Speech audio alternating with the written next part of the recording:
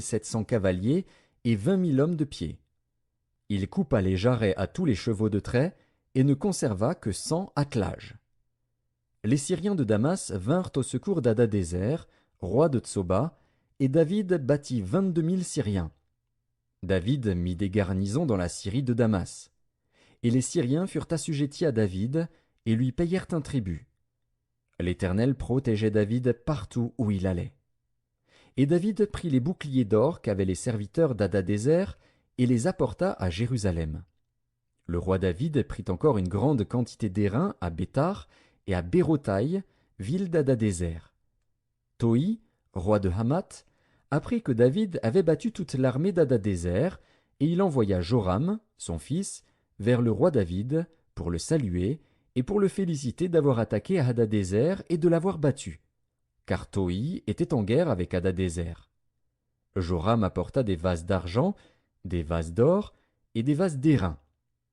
Le roi David les consacra à l'Éternel, comme il avait déjà consacré l'argent et l'or pris sur toutes les nations qu'il avait vaincues, sur la Syrie, sur Moab, sur les fils d'Ammon, sur les Philistins, sur Amalek, et sur le butin d'Hadadézer, fils de Rehob, roi de Tsoba.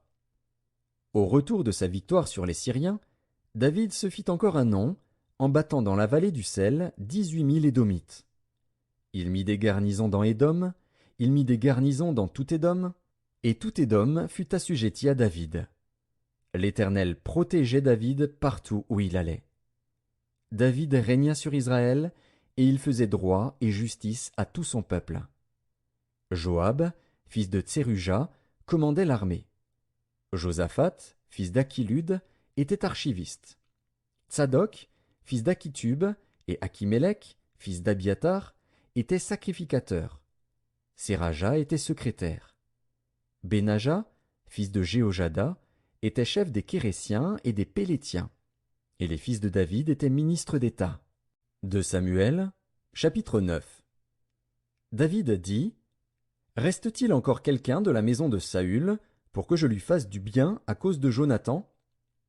Il y avait un serviteur de la maison de Saül, nommé Tsiba, que l'on fit venir auprès de David. Le roi lui dit: Es-tu Tsiba? Et il répondit: Ton serviteur. Le roi dit: N'y a-t-il plus personne de la maison de Saül, pour que j'use envers lui de la bonté de Dieu? Et Tsiba répondit au roi: Il y a encore un fils de Jonathan, perclus des pieds. Le roi lui dit: Où est-il? Et Tsiba répondit au roi: Il est dans la maison de Makir, fils d'Amiel, à Lo-debar. Le roi David l'envoya chercher dans la maison de Makir, fils d'Amiel, à Lo-debar.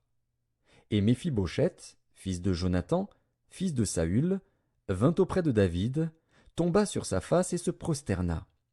David dit: